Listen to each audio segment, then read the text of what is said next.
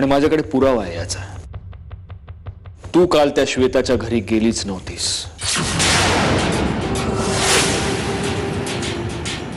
आणि हे मला एका अशा व्यक्तीकडून कळले जी व्यक्ती कधीही खोटं बोलू शकत नाही।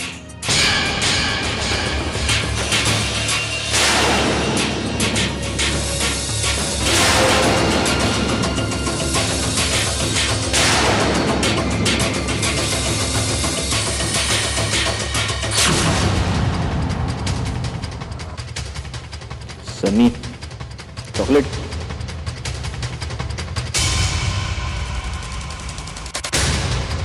काल मंजिरी मावशीने दिलं ना चॉकलेट तुला? कोण मंजिरी मावशी?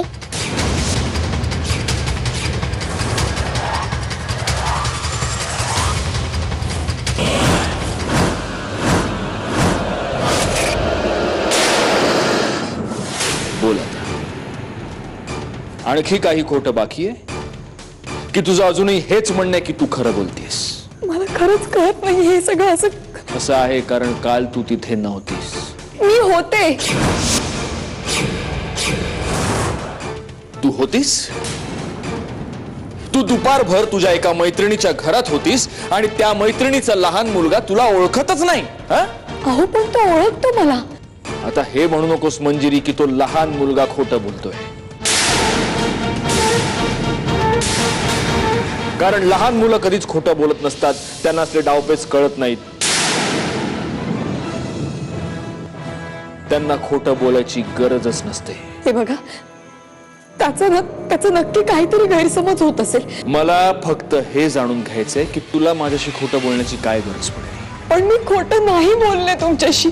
तू खोटं बोललीस। मी खोटं नाही बोलले तुमच्याशी।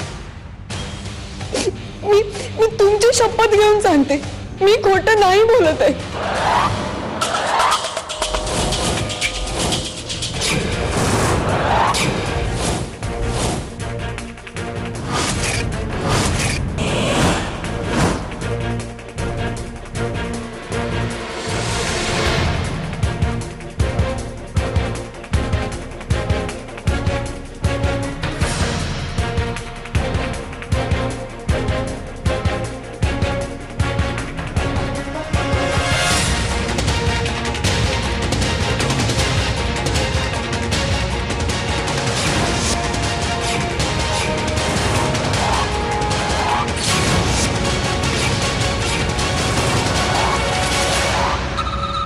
सत्यजित, हे काय करतोयस तू?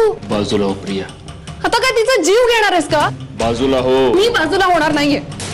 सत्यजित, रागाच्या भरात काहीतरी वेडेपणा करू नकोस।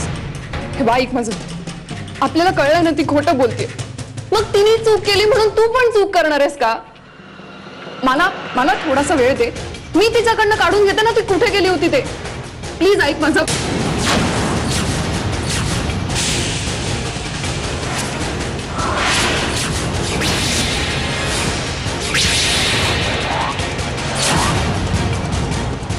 पहिली गोळी मी तुझ्या डोक्यात घालावी असं वाटत नसेल तर गप्प बस आणि बाजूला हो।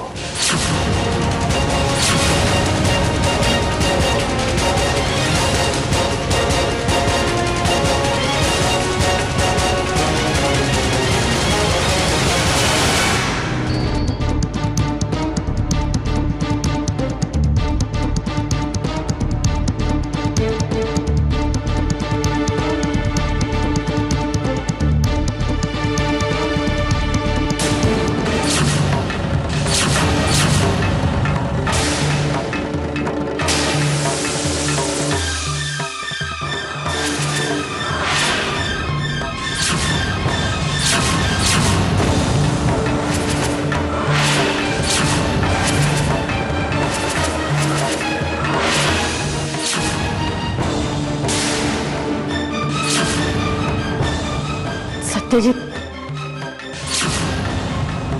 हा काय वेडेपणा आहे?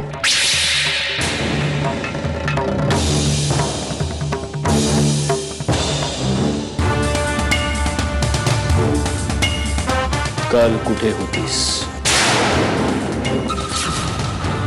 कोणाबरोबर होतीस? मी माझ्या सौभाग्याची शपथ घेतली आणि जे सांगितलंय ते खरं सांगितलं. अजूनही वेळ गेली नाहीये मंजिरी. खरं बोल नाही तर जीव जाईल. सत्यजित बॉस,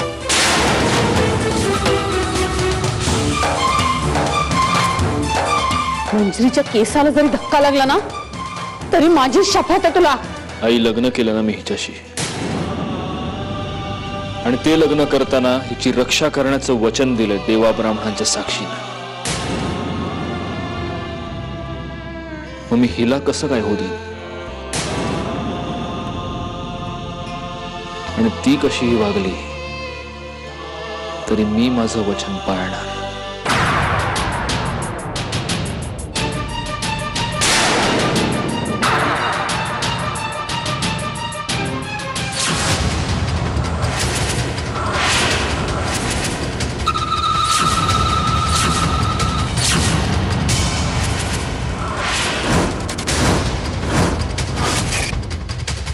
सत्यजित, सांग मंजिरी, नाहीतर आता माझा जीव जाईल.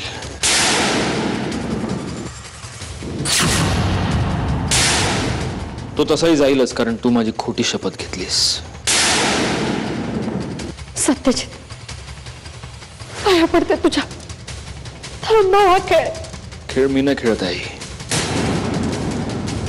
खेळ हिने केलाय माझ्या विश्वासाचा.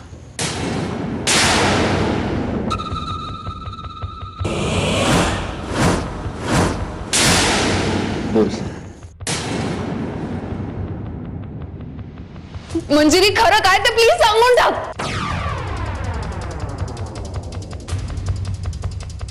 अगं बाई, बोल काहीतरी. सत्यजित, अरे काय? मंजिरी प्लीज, खरं काय ते सांगून टाक. मंजिरी प्लीज, खरं काय ते सांगून टाक. मावशी, सत्यजित प्लीज. मंजिरी प्लीज सांग. मंजिरी प्लीज. अगं तू तरी सांग ना. अगं बोल ना काहीतरी. तू तरी सांग ना. अगं बोल ना काहीतरी. मंजिरी सांग. हो मी खोटं बोलले. सांग. हो मी खोटं बोलले. सांग. हो मी खोटं बोलले. मी खोटं बोलले. मी खोटं बोलले तुमच्याशी.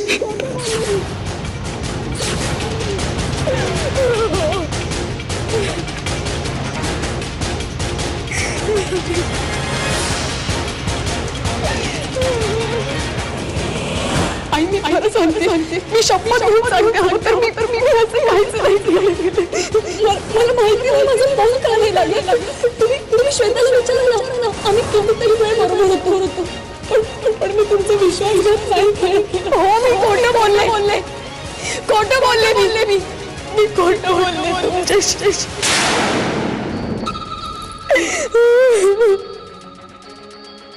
आजपासून या मुलीला या घरात जागा नाही.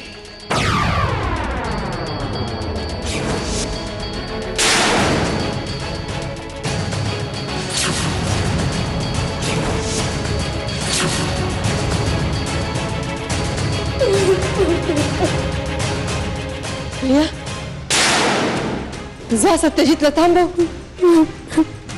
अगं डोक्यात राग घालून घेतला ना तर काय बी करेल तो.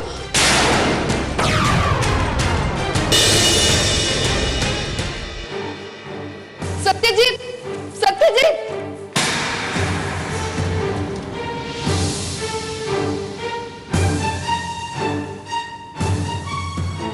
वॉचमन. हां बोला बाई. सत्यजित कुठे गेला तो? साहेब माहित नाही, काही कळलं नाही. आतमधून आले, इथे बूट काढून फेकले आणि असेच गेले बाहेर. कुठे गेले पण काही बोलले का? कुठच्या दिशेने गेले? इथे या दिशेला गेले बाईसाहेब. मी त्यांना मागून भरपूर हाका मारल्या पण ते तसेच निघून गेले. काही कळलं नाही बाईसाहेब. बरं ठीक आहे, तुम्ही जा. ठीक आहे.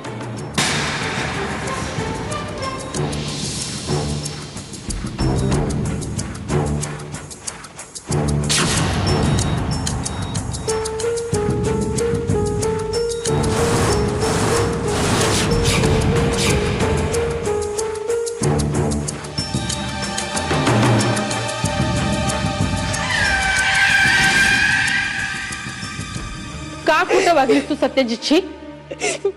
आई मी खोटं नाही बोलले. मी माझ्या सौभाग्याची शपथ खोटी कशी घेईन? मग आता कबुली दिलीस ते? नाही, बंदूक जर माझ्यावर रोखलेली असती ना तर मी खरंच बोलत राहिले असते. पण त्यांचा जीव धोक्यात आहे म्हटल्यावर मी तेच बोलले जे त्यांना ऐकायचं होतं. अगं पण तू मावशी मावशी कुठेही नाहीये सत्यजित. तो काही न सांगता तसाच निघून गेलाय.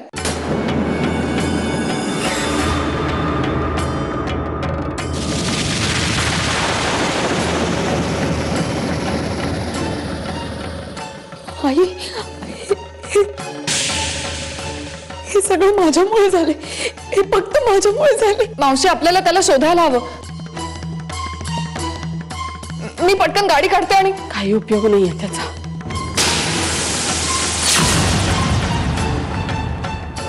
त्याने एखादी गोष्ट करायची ठरवली की तो ती करणारच. स्वतःला खूप त्रास करून घेईल तो. देवही नाही अडवू शकत त्याला.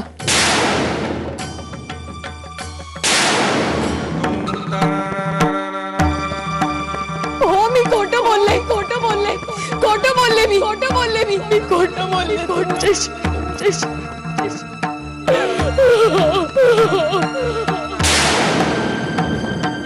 आता तू कुठे निघाली आहेस? ते सांगून गेलेत. नाही, मला या घरात जागा नाही. मला या घरातून जायलाच हवं. मंजिरी, तू तरी जरा शांतपणाने घे. मी शांतपणेच विचार केलाय आई. कुठल्याही परिस्थितीत मला घराच्या बाहेर जायलाच हवं.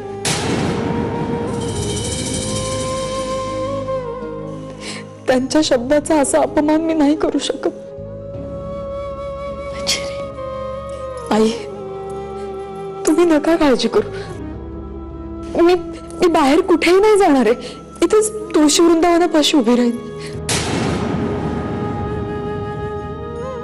तुमच्या जीवाला घोर लागेल असं काहीच करणार नाही मी. अगं पण बाळा, आई, आता मला समजावून सांगण्याचा काहीच उपयोग नाही होणार.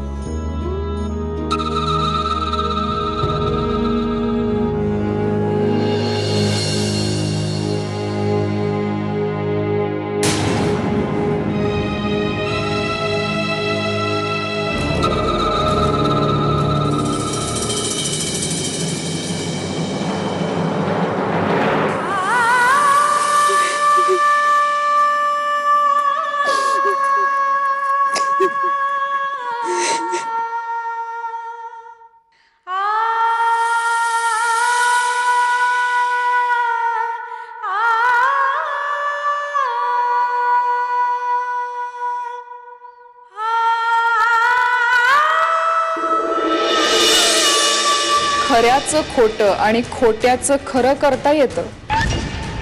करायचं असेल तर. आणि त्यासाठी 50 पावसाळे बघायची गरज नाही आत्या. निम्म्यातच काम होतं, नाही का?